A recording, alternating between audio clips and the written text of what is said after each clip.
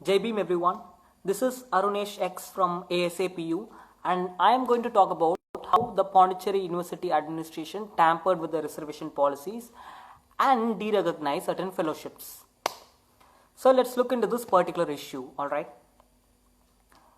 Let's say what is a fellowship first. A fellowship is something that is given to a student who wants to pursue research. And since a student might have financial burdens, the government bodies give them a considerable amount as stipend and they get the stipend and so they will pursue research without much burdens. It's quite simple. So how do they get these fellowships? Let's say the most reputed JRF first. A student takes up an exam, National Eligibility Test. So a student writes this particular exam, he scores well, he gets the fellowship if this particular student is the top scorer in his category. Alright. So it's quite simple. A student writes an exam and if he scores well, he gets the stipend.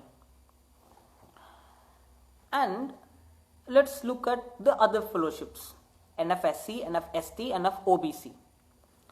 How are these candidates selected for fellowship? The candidates also write the same examination, National Eligibility Test, and they score well and they get these fellowships. The same process. They get JRF, they get this national fellowships. Alright. So, is there any difference between them? What's the difference?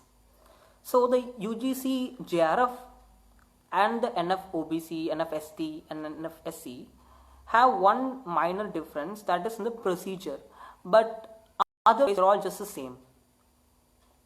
So, when a student gets the JRF and another student does not get the JRF by a very close margin, let's say a student fails to get the JRF, misses out the JRF by 0.5 or 0.4%, something like that. The Ministry of Social Justice offers the particular student with a different fellowship.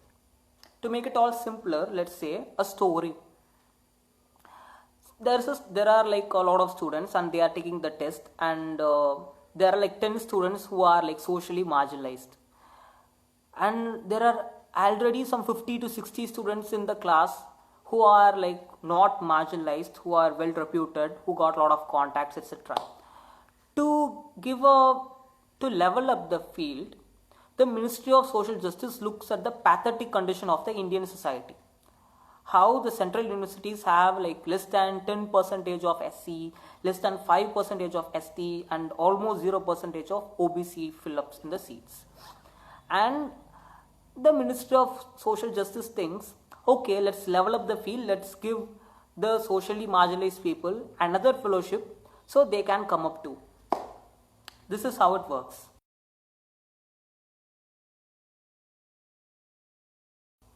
The Pondicherry administration looks at this social justice and they think, how can we let this happen? We can't let this happen. We can't let a non-JRF candidate to get into our campus, into research basically. So, one day a particular authority, he wakes up and he thinks, okay, let's de-recognize these fellowships. So that's how this whole story has begun. Let's get into the details. By November 2018, the Pondicherry University administration released the prospectus. And in that prospectus, they have mentioned that any student who avails the UGC JRF or Rajiv Gandhi Fellowship or National Fellowship or MANF need not take up the entrance examination and they can join directly. Number one. And things are quite normal.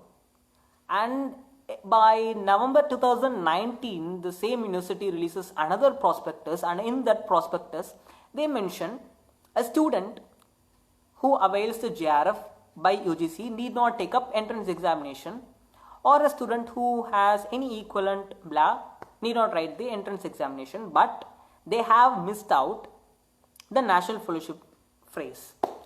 So when a student applies and he goes to the panel, they'll reject him because he does not have the national fellowship and that particular name is not mentioned in the prospectus. So that's how it goes. And this is the first point.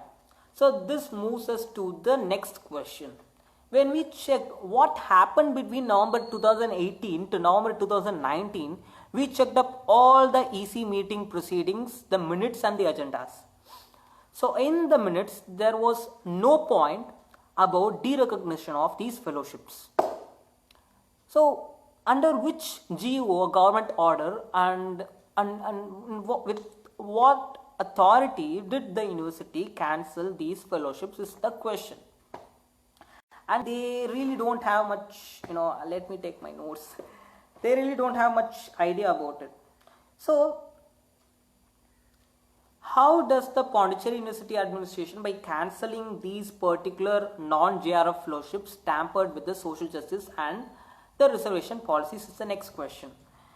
So when we look at the prospectus of Pondicherry University and the PhD requirements, when we look at the vacancy column, they'll mention 0, nil, and you can see nil in a lot of courses. Let's say, for example, that's my department. The English department mentioned like 0 vacancy in the prospectus. They are mentioning 0 since 2018. So 18 to 19, 19 to 20, and 20 to 21, they have mentioned nil vacancy in the PhD seats. But between 2018 to 2020, there have been 4 JRF scholars who are admitted in the department. So that means by showing 0 vacancy, they can take in whoever they want and what time they can. It's quite simple. That's a math logic. It's not rocket science. So what is happening here? That's the next question. So the university, if a department has 4 vacancy, they must follow a roster system and it functions as follows. The roster system must give 2 seats to general category, 1 seat to OBC and 1 seat to SC/ST. This is the social justice process. By showing nil vacancy, the university can take all 4 general candidates and all 4 OBC if they want and all 4 SC/ST. Even if they take all 4 SC/ST and all 4 OBC, that is also against social justice. And it's not just to say SC/ST must get all the 4 seats. It's saying violating a reservation policy is against social justice. It's quite simple, right?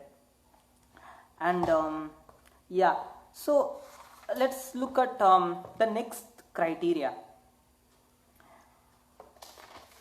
So we have looked at how not notifying about the vacancy and not filling the seats by roster and not having a credible source for cancelling or derecognizing fellowship is against social justice. And when we look at this particular NFSC issue, the primary argument that is put forth by the mainstream general society is the myth of merit. So we have a lot of merit and how can you just come in with just some fellowships and stuff.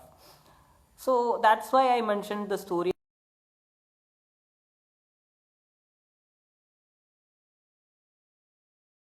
again.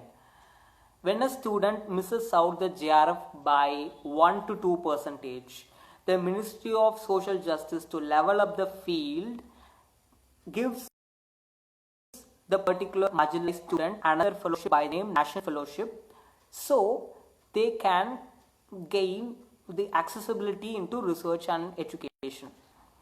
So that's how it works. So I'm asking a simple question. In the margin of 0.5 or 0.4 and let's say to get the JRF, the percentage or the required cutoff is 50. And the person who gets the JRF has 50% of the cutoff. And the person misses out JRF by 49.9%. So where is the myth? Where is the merit? So the person who lost it by 0.1% is given the National Fellowship. So is that not social justice? Let's look at the reservation policy again. According to the the report of Times of India, and by the report given as of April 2018 by UGC, there are only 12% of scheduled caste professors and 5% of scheduled caste, SC, ST, like scheduled tribe professors and any other non-teaching staff in the central universities of India, all the 40 central universities. So that is mentioned in the reservation highlights of my Instagram page. So where is the myth of merit here? That's the next question. So when we talk about this particular issue, we have been highlighting this issue, the ASAP has been highlighting the issue since 4 to 5 weeks, and there was no affirmative action from the university side. The VC, like for names, he replied, but there was no action from their side too. So that is why I moved to the court, like I'm filing a case. So see, these are certain things which we are missing out in blind sight. There are like 47 seats which are given to the general category, robbed off from the non-JRF candidates. It's happening in a very smooth way, in a very invisible manner, and it's happening right before our eyes. That's the actual truth. And the university can play mum, can play being innocent and everything, but they are very clear about what they are doing. So there is a necessity to talk about this particular issue in a large scale, because it's not just against the marginalized again, it is against the social justice, against OBC, SC, ST and Muslims.